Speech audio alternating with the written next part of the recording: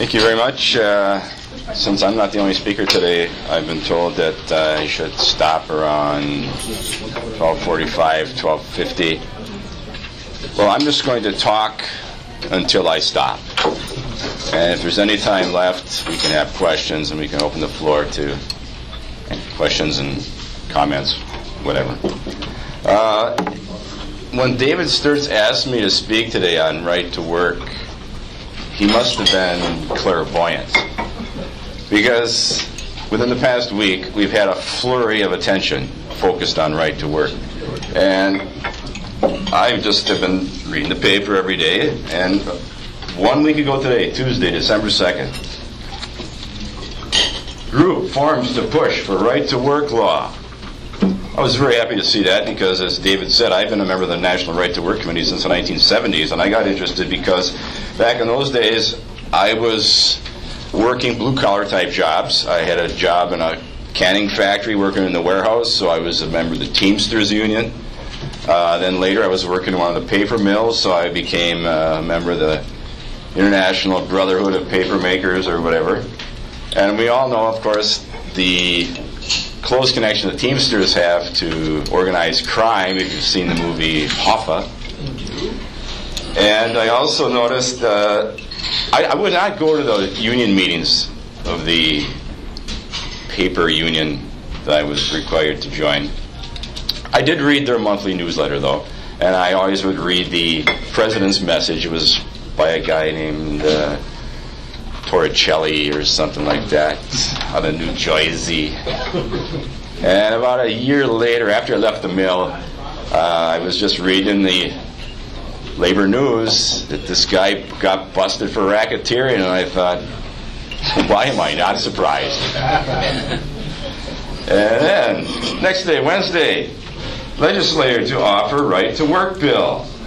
Okay. And then, Thursday, Walker, right to work law would be a distraction. Oh, like what we went through 3 years ago was not a distraction? I mean, if he was willing to do that then, why not this now? Because after all, the people who made a big stink down in Madison were the public sector union members. See, they could go there. See, if you're a union member in the private sector, you actually have to work.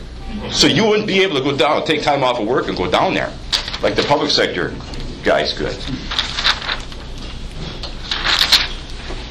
And then the next day, Friday, Senate leader to pursue right to work bill. The good news just keeps rolling. And there's sometimes something on the inside too. Just want to make sure I'm not missing anything. Saturday, things to know about right to work in Wisconsin. And Larry Gallup gets into the act on the back page. He's the guy who runs the opinion page for the Post-Crescent. Thumbs down on right to work. He didn't like it. But he says it's the timing, you see. There are more important things that we should be considering, not right to work. And yet everybody's on Walker's case. Walker on familiar path with right to work. They're on his case. How come we're not producing more jobs here? Well, we could if we had a right to work law. Look what happened in Indiana. They turned their economy around on a dime. And right next door, Michigan saw that, and they go, well, maybe we should do that too. Maybe we should just tell the United Auto Workers Union to buzz off and go right to work, and they did. Then, next day, Sunday, one of the polls in the Post-Crescent. Are union rights too strong in Wisconsin? And I think the union people told their members to get in there and vote no. Because sure enough, because no says, no, they're fine as they are now. 58%. And 41%, yes, workers should not be forced to join a union. Now, of course, it's how you ask the question sometimes on these polls as well. But the question was, are union rights too strong in Wisconsin? Why not just asked people, do you think a person should have to pay money to an organization like a labor union to get a job? When you ask it in those terms, 80% of the people say, no, you shouldn't have to be forced to join an organization and pay money to it just to get a job. It's supposed to be a free country after all.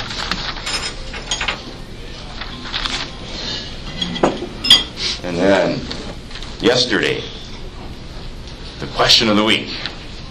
Do you support state right-to-work legislation? And the longer responses were from people who get it. The shorter ones were from people who don't get it. The shortest one just said, absolutely not. Now, they're given 150 words to explain, but they only use 2. So when I see that, I ask myself, you could have used another 148 words to explain yourself, but you didn't. But why didn't you? Because you couldn't. You had every opportunity. You had several days. They phone you. I'm on this list too. They have 5 lists, actually, because there's so many people. They busted up into 5 lists. One time they asked me, what do you think about, are you worried about Ebola? And I wrote back, and I usually use 140 some words. I go right up to the limit as much as I can. This time I just said, 1 sentence. I worry about Obama far more than I worry about Ebola. And they did not print it. And it's not like they didn't have room to print it. And I went online to see if they put it there, because sometimes they say, well, we didn't have enough room for all of them, so we put the rest of them online. But everybody's online. Went online, nothing. So I emailed Mr. Gallup and his sidekick, Sarah Riley, and asked, what's up with this? And Larry writes back and says, well, you didn't really answer the question. I said, yeah, I answered the question. You just didn't like the answer, so you censored it. Way to support free speech, Larry. Because, the Post-Crescent and some of the mastheads on one day of the week maybe, they do lip service to the First Amendment. They hold it in high esteem, they claim. They run the First Amendment there, free speech, freedom of the press. But when you try to exercise it through them, good luck with that. And a few other people said the same thing. The short answers again. No, this guy does not like right to work. He says, even to call it right to work is at best misleading and inaccurate. It's a form of propaganda. Oh, really? Why? Again, he doesn't say. Somebody else, right to work is the opposite. It takes away working man's rights. Clever wording from the part of the neocon ALEC group, etc., etc. I've always wondered about that. They say, it's about workers' rights, and right to work takes away workers' rights. Well, how does that work? They don't explain. When you join a union, that's when you give up your rights, because you no longer can bargain yourself. You've signed over your right to bargain to the union. They have monopoly bargaining representation, monopoly bargaining authority, however you want to say it. So that, for example, if you're an extremely well-trained, talented, ambitious worker, you don't get paid any more than the guy who wants to do just enough to get by. So, for example, if you're a teacher and you are in one of these fields, STEM fields as they call it, science, technology, engineering, and math, they're having a hard time finding teachers for those fields, because in those fields you can make a lot more money in the private sector. Why become a public school teacher and be forced to take the same salary as an art teacher? It's across the board. It's the same. The only way you can get paid more is if you've got a master's degree instead of a bachelor's degree, or you've got seniority, more years in the organization. But otherwise, two people starting together, the same background, same degree, whatever, but one's an art teacher, one's a science teacher, they're the same. Even though they're crying for science teachers. Go figure. You could bargain for more if you didn't have to join the union. But they want you to believe that you've lost your rights when you join a union. Boy, I talk about Orwellian use of doublespeak. But that's how they operate. There's a lot of that. And I'll go into it with my little formal presentation here. The concept of right to work is actually enshrined in the Universal Declaration of Human Rights drafted by the United Nations back in 1948. Article 23, Part 1, declares, everyone has the right to work, to free choice of employment, to just and favorable conditions of work, and to protection against unemployment. Article 23.4 goes on to state, everyone has the right to form and to join trade unions for the protection of his interests. Now, those two statements raise a couple of interesting questions. Does everyone have the right not to join a trade union or a labor union in order to exercise his right to work? And if a person is forced to join a labor union in order to exercise his right to work, then how can that person be said to have free choice of employment and protection against unemployment? My working definition of right to work comes from the National Institute for Labor Relations Research. That sounds impressive, so I hope that's okay. The right to work principle affirms the right of every free American to work for a living without being compelled to belong to a union. Compulsory unionism in any form is a contradiction of the right to work principle and the fundamental human right which that principle represents. Every individual must have the right but must not be compelled to join a labor union. The right to work is neither anti-union nor pro-union. It is a matter of individual freedom. The right to work principle affirms the right of all Americans to work where they want to and for whom they want to, without coercion of any kind, to join or not to join a labor union, or to support them in any way. Unions, after all, are private organizations. No other private organization in America insists on having the power to extract financial support from unwilling people. Okay, now we know. A labor union is a private organization of workers. But what kind of private organization is it? Is it a fraternity? Is it a business? Is it a charity? In any case, the crucial distinction between labor unions and all other private organizations is that labor unions use coercion in the attempt to achieve their goal. Now you might say, well, Brian, doesn't the mafia use coercion? It's a private organization. I would say, yeah, but not legally, you see. No other form of private organization is allowed to force people to become members and to force them to pay dues against their will in order to have a job. How then do labor unions play their role in society, in our economy? What is the true nature and character of a labor union? Well, according to the dictionary, I went to Webster's Collegiate because that's the one I got sitting next to my chair at home. A labor union is an organization of workers formed for the benefit or the purpose of advancing its members' interests in respect to wages and working conditions and benefits.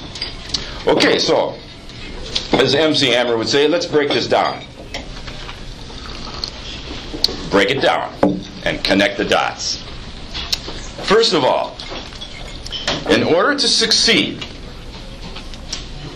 in holding such an organization as this together, a labor union has to be able to deliver to its members on the claim that it will get a better deal as a member of the union than it would receive by themselves operating in a free market.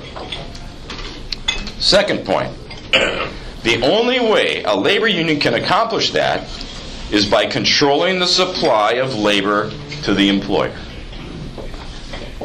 Third point, the labor union does that by preventing non-members from having access to the employer. Classic example. Think of a strike and a picket line. Is that picket line there to show people driving by that these guys are on strike? Like, hey, we're on strike. Honk if you love the union. I don't think so. Try crossing that picket line and see what happens. Why is that picket line there? To stop anybody outside the union from getting inside those company doors. Finally, when there is a contractual agreement between a labor union and an employer, the employer agrees to hire only members of that union. And that's how it works. And now we understand. The scales fall from our eyes. We see the true nature of what labor unionism is really all about. Labor unions are not organized against the employer. They are organized against all other workers outside the union. This business about labor and capital, the struggle of workers and management, that's a smokescreen. Unions are supposed to be for the little guy, right? No. They are not for the little guy. That's a myth. And to prove it to yourself, all you got to do is ask yourself a simple question. When was the last time you saw a union trying to organize the unemployed?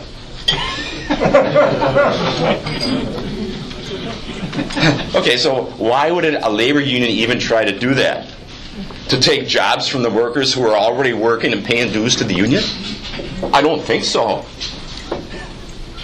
Labor unions are not interested in the unemployed at all because they don't have jobs, and so the union can't get money from them.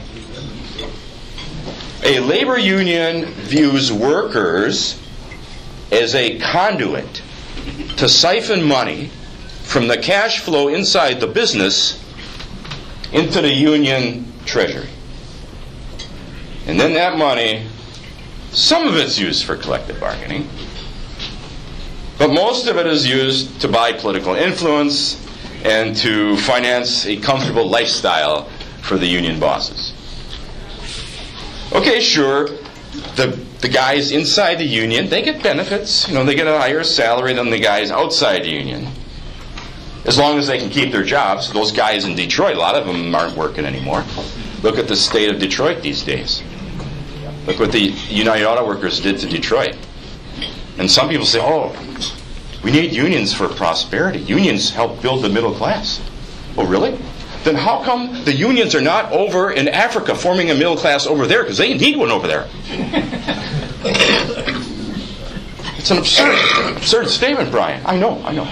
I'm demonstrating the absurdity of the arguments put forward by the labor unions.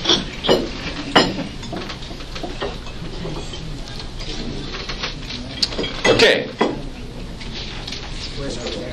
There are those who get union jobs. They get nice salaries, good benefits. But then everybody else has to get a non-union job because there aren't enough unionized jobs to go around. So then those workers have to find jobs in the non-unionized sector of the economy. And they're going to, of course, make non-union wage rates, which are going to be lower. And so that's why you get what appears to be the difference between unions and non-union workers, that they're going to get a benefit if they join the union.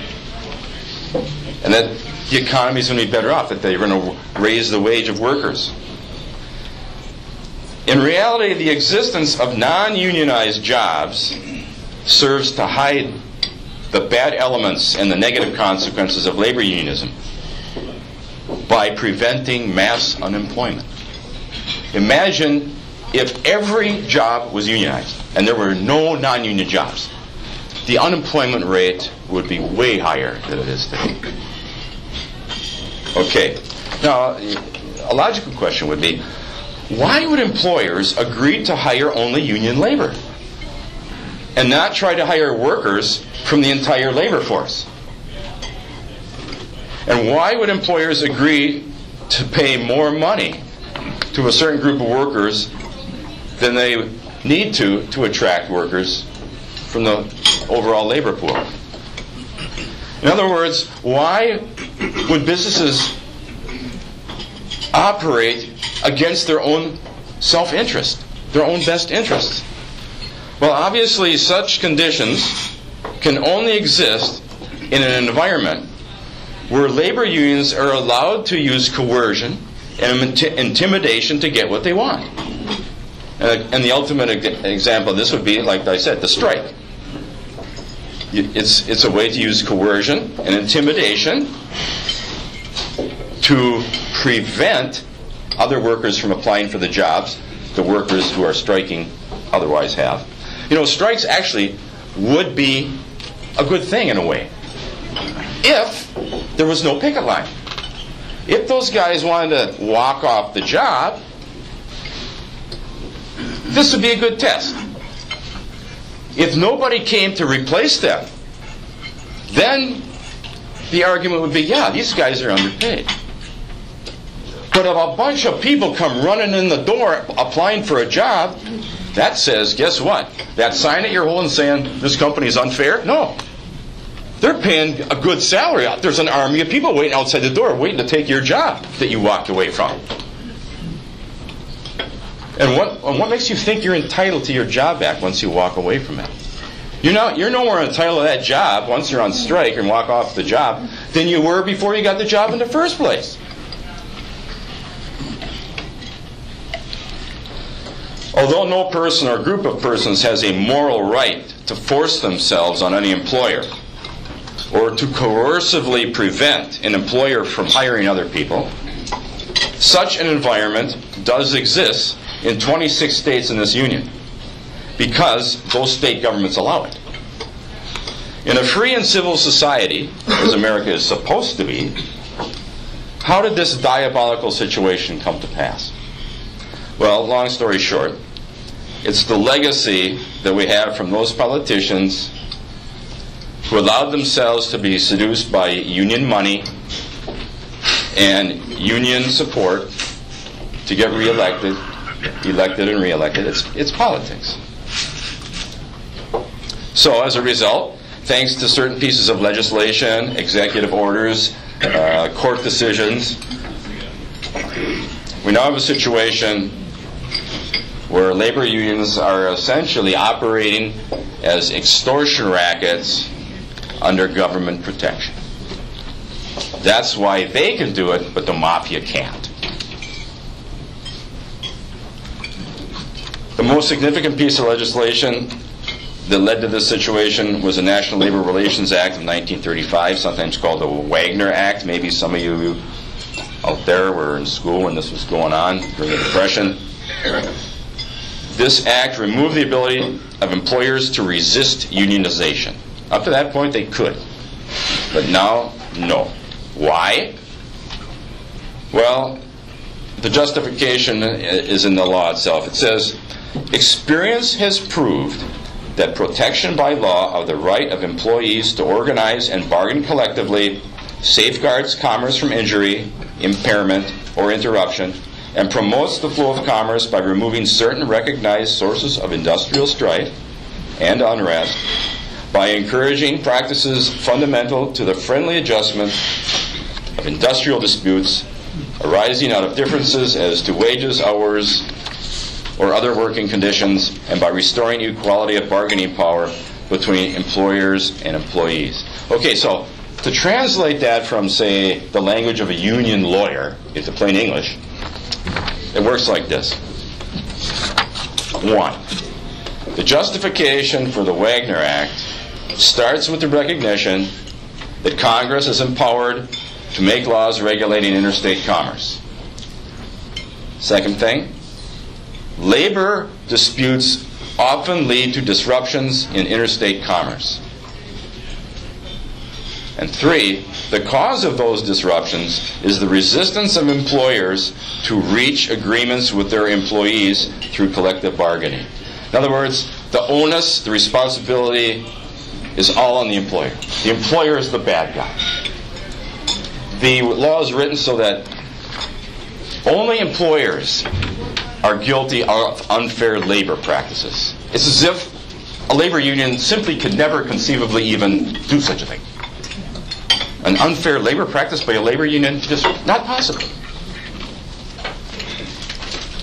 After the Second World War, there was a lot of labor unrest as the wartime controls were lifted. There was also worry that there was going to be infiltration of the labor unions by the communists or other subversive elements. So Congress passed the Taft-Hartley Act to exercise a little bit more control over the labor unions. And one of the aspects, one of the provisions of the Taft-Hartley Act allowed states to have right-to-work laws, except in certain industries like railroads and airlines.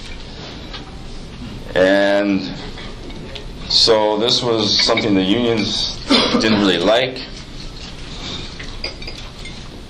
obviously because it creates a situation where if a guy doesn't have to join the union and pay dues, but he gets the benefits of those who do join the union and pay dues, he becomes what they call a free rider. It's a case of, why buy the cow when the milk is free? On the other hand, you could also just as easily argue that if a person is forced to join a union and pay dues in order to get the benefits that the union is bringing to the workplace, then the union is guilty of sort of hijacking these people and forcing them to be captive paying passengers against their will. So, you can argue it on both sides. But ultimately, and especially when you consider that 40% of the people who are union members are Republican, conservative, not Democrats, not liberals, not left-wing, and yet their money, their dues money, is being spent on political activity that they disagree with, and they don't want it, and they don't have a choice. They should. That's the argument for right to work. They should have that choice. Now there's, in some cases, provisions where any money that's used for political purposes has to be refunded to the worker, but try getting that money out of the union. Lots of paperwork. I've read stories. It's just terrific. Only one day of the year are you eligible to submit the paperwork? Stuff like that. I make it as hard as possible. In any case, as I just pointed out, right to work is now back in the news in Wisconsin. There's been a lot of stuff in the Post-Crescent. A lot of, as I say, some pretty ridiculous arguments like labor unions are good for the economy. Oh, really? How does that work? I even saw one. The guy said, labor unions increase productivity. Well, if that's true, then how come every business in this country is not falling all over itself to try to unionize its workforce? I mean, what factory owner, what businessman would not want his workforce to be more productive? If unions made people more productive, everybody'd be in a union, because the business owners would make sure that the unions were in there. As I say, it's absolutely Orwellian, the arguments that these people put forward. One argument last year, I was in the paper during the time that Walker was doing his Act 10 thing, and there was speculation, this is like the thin edge of the wedge. If this goes in, then we're going to get right to work. You just wait. And somebody wrote in the paper and said, having a right to work state does not necessarily attract more industry, because that's one of the arguments for right to work. That's why a lot of states are doing it. That's why, for example, some of those foreign auto companies, Mercedes, Japanese companies and German companies that come in the United States, do you think they go to Detroit to set up their factories? Do you think they're going to be more productive if they go to Detroit and set up their factories? I don't think so. They go to places like Tennessee and South Carolina and other right-to-work states where they don't have to put up with the hassle of unions. Because unions impose productivity-killing work rules. It's just the opposite of what they're arguing. So this guy says having a right-to-work state does not necessarily attract more industry. If that were true, states like Mississippi would have low poverty rates and low unemployment rates. Many of the right-to-work states have high rates of poverty because people just aren't paid enough. I hear this line about, they're not paying a living wage. Every time I go to the cemetery and visit my grandmother's grave, I ask myself, I wonder how many people are here because they were not paid a living wage. Yeah, it's another one of those crazy little arguments they throw out there. Like, people are dying because they're not getting a living wage. Well, what they're not telling you in this example is, it's like a shell game. They want you to believe that the poverty is due to, no unions are there. Well, guess what? If you look a little closer, you find out that states with high poverty rates that are right-to-work states, like Mississippi, Louisiana, Alabama, you look at the census figures, you find out that, for example, Mississippi, the black population there is 37%. Across the U.S. as a whole, it's about 13. Now, the out-of-wedlock birth rate in the black community is 72%. And the number one predictor for poverty, especially for childhood poverty, is living in a family where the father's not present. In other words, single motherhood. If you are the child of a single mother with no father in the household, you are 5 times more likely to be living in poverty than if you are born to a mother who's married and the father is living in the house. That's why Mississippi has a high poverty rate of 20% rather than the U.S. average of 13%. You see, the people who are anti-right to work, they don't want you to know that. They don't want. They throw the smoke screen out there. They say, look over here. Don't look at that man behind the curtain over there. Pull a Wizard of Oz on you. And another argument that they like to use. Well, I'll tell you, we're getting close to the end here, and I'd be, rather than bury you with statistics and mind-numbing figures, we'll just point out that the National Right to Work Committee, they compile statistics, and they found that the top 6 states in job growth are all right to work states. The bottom 6 are all non-right to work states, except for Louisiana. Yes, because Louisiana is still not completely recovered from Hurricane Katrina. And 24 states are right to work now.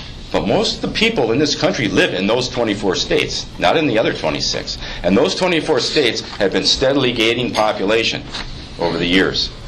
And in fact, every census, those states gain more congressmen. And the compulsory unionism states, they lose population relative to the other states, and they're losing representation in Congress. Okay, well, maybe we should open it up for a question or two. Otherwise, it's a perfect spot to do that. So let's open it up to questions or comments that you might have. We have 3 or 4 minutes to do that. Is the number 24 states that have adopted right to work, has that been growing, or is it pretty static? What's the deal? It was pretty static up until a couple of years ago, when first Indiana and then Michigan joined. It's not something that it's been like a steady trickle or anything. It comes in fits and stops and so forth. But there's this steady building momentum, I think, as you know, as I say, the polls steadily show 80% of people support right to work, and we are now having enough history to show that right to work works, and the states like Michigan that have allowed labor unions to come and basically run the whole state, those states are having a hard time. As I say, think of all the states that are having financial problems. like, for example, California, Illinois, New Jersey. I had to list them here, half a dozen of them. All the worst ones. Every single one of them is an anti-right to work state. Yes, sir. Brian, I got more of a comment than a question. I work for Local 516 of the Local 516 IAM machinists and aircraft workers. Mm-hmm. And I was everything there but the president of that union. And one day, after I couldn't get anything from my bargaining committee for any of my employees, I was really down in the dumps, and a union rep offered me a job in Philadelphia. The next day I walked across the street and resigned my position. And to make that story really short, this past summer in our booth at the county fair, the Manawha County Tea Movement booth at the county fair, the guy who was president was across the alley from me at the fair in a booth run by the Democratic Party. That man was the president, and that man took the job that I turned down and resigned my job at the company. Does that tell you anything about unions and what they do? That's what they do. Interesting. Anybody else? Yes, sir. Is the post-Crescent unionized? Do you know? Why do they have such a big mouth for non-right to work? Yeah, I would imagine at least some of the, like the pressmen maybe. No, they're not. They're not? Because I'm taking care of people that work for Janet. They're not. Okay. Thank you. Good to know. It's encouraging, actually, considering that Wisconsin's not a right to work state. It's a Canadian company. Mm-hmm. Brian, have you been able to tie the financial health of the right to work states? Are they healthier financially? The National Right to Work Committee, if you go to their website, they have lots of statistics about job growth. And as I just said, the best 6 states for job growth, percentage-wise, has been the right to work states. And because they're attracting businesses, you know, anytime you make it easier for a business to do business, they're going to want to set up shop there. That's why the foreign car companies don't set up shop in states that allow compulsory unionism. They go to the states that are right to work states, and that just makes things so much easier. And the workers just turned down at the Volkswagen plant, not a few months back, they turned down a union, and now the union is trying to weasel in a non-compulsory union. It's just, of course, a baby step toward the union. And being a German company, though, the Germans do have some. They're more willing to allow unions in because in Germany, unions sit on the board. They have a member sitting on the board. So the companies say it's good to have a union guy on the board because then they understand the problems we're having and the problems they're causing us. Because they can sit here and listen to us talk about it, and we can show them the figures. Yeah, we're going to have to end it there. Okay. Because we do want to give Lorri Pickens a time to come up.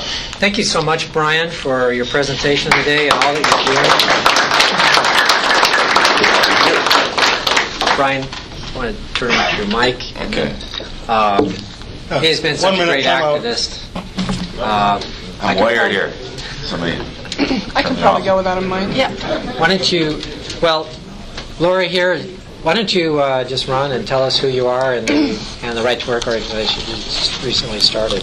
All right, just really quickly a little bit about me. I used to work for many years for Americans of Prosperity, helped start the local chapter here in Wisconsin back in 2005. Then we moved to Virginia. Is that better? Just hold it up there. Moved to Virginia, and I worked for the national.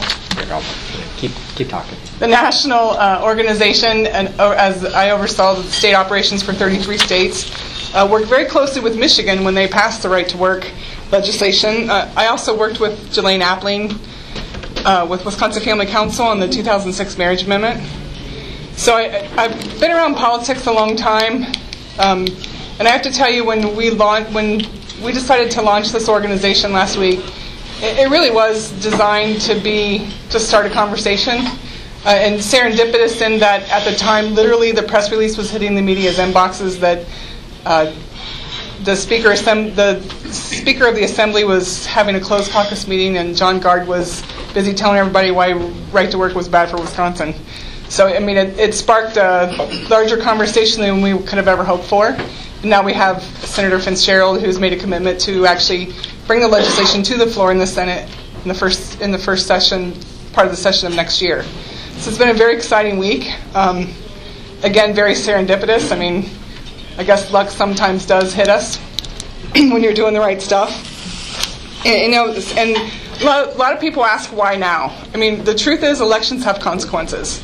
And I doubt there's a person in this room that didn't work really hard in the last couple of years to really change the dynamic and the outlook of what the state looks like legislatively. Worked hard to get the governor reelected. Now's the time. We don't have a more perfect time than this. And as Brian intimated, right-to-work states actually do. They have higher rates of job creation, lower rates of unemployment, and by and large, the income per capita for a family of four is greater.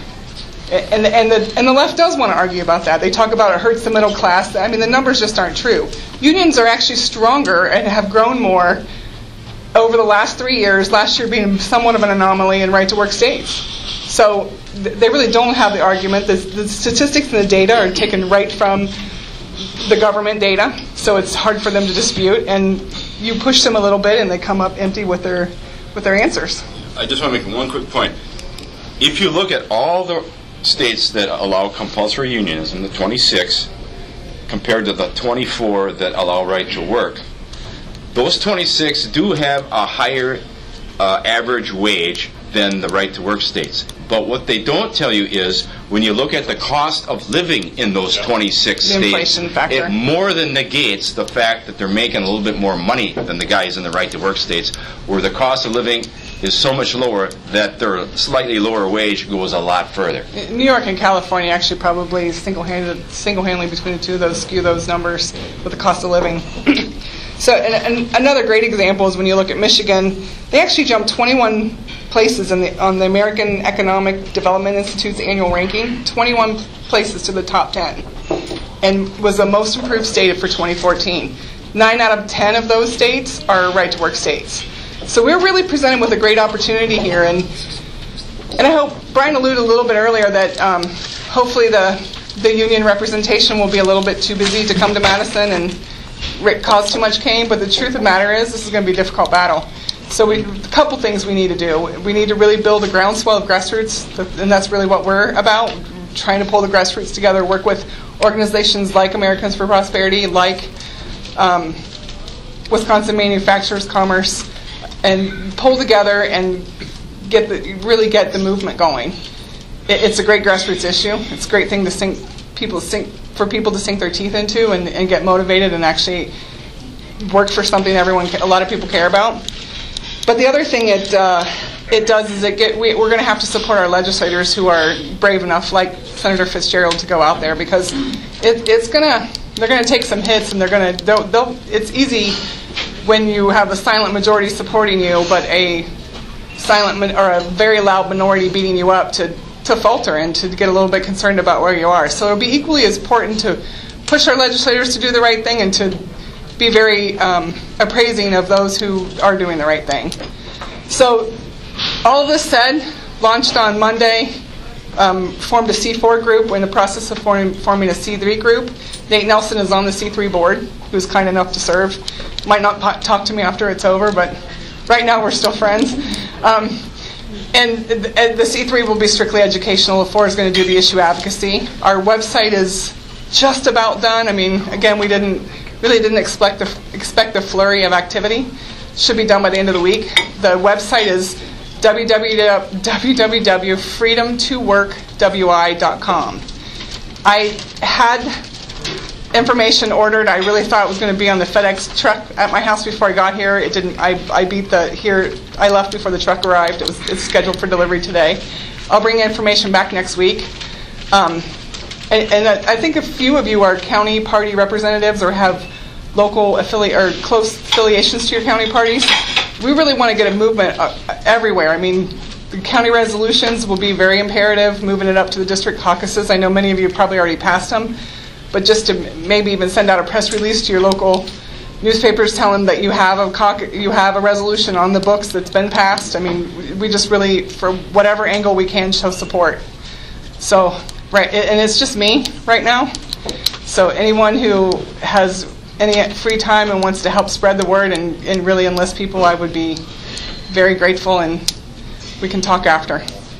I don't want to take any more time because it's exactly 1 o'clock. That would be a great place to end. Yep. So thank you, Lorri, for doing this. Thank you for having me. Yeah, thank you.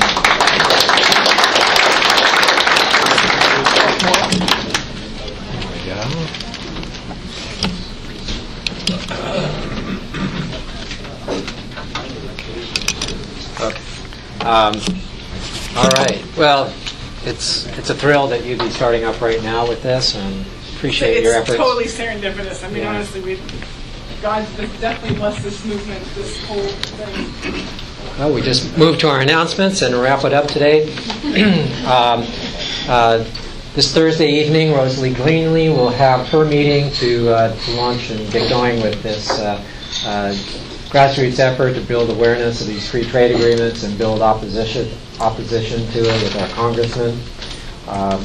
We have Ruth Elmer here, who has a card for David Stern. Just a Christmas card if you appreciate the great work that David is doing in organizing these events. We just appreciate your signing his card. She put the card on the table in the back there if you'd like to do that. Freedom Project Education, they have their classes starting up next month. So we've got Dr. Duke Pesta and Dr. Jake Jacobs who will be teaching, and the details for that on the back table over there. 2 great classes and 2 exceptional teachers. We really have a great opportunity here. We have nods here from those students that are in the class, how great that is. If you're not in the class, I encourage you to give it serious consideration for next year and what you'll be doing during the winter months. That's once a week, 2 hours for 8 weeks. We have, let's see, Nate Nelson is here to come up and bring us up to speed on what American Majority is, or American Heritage Foundation, sorry folks, Heritage Foundation is doing with regards to this amnesty that Obama has planned for illegals. Nate? Yes, it's actually Heritage Action. The Heritage Foundation is a nonprofit, but Heritage Action is active in the political battles and with regard to legislation. We have an omnibus bill that's coming up that they're looking to pass this week. We are trying to encourage all the Republican congressmen to add on a defund measure, so basically to defund the amnesty program that's being put forth by the president. If anybody's looking to get involved with that, if you think that's an important thing, please see me. We'd love to have you involved with these battles. We think that that's very important. Professional hat off. Private life, I'm active in the Winnebago County Republican Party. We have 2 gun raffles left. Lots of tickets available. The odds are very, very good right now, and this money goes to keeping that office open. We don't get any funding from the state party, and so we're trying to keep the office open through April. There's a state Supreme Court race coming up, and we want to be active in that, make sure that the court is in a good place for fighting these battles on stuff like right to work and stuff like that, because we're sure to see some legal action come out of that, and so those races are important coming up this spring. Could they just give you some of the money and then you just give it to them? We can do that, Yeah, absolutely. okay.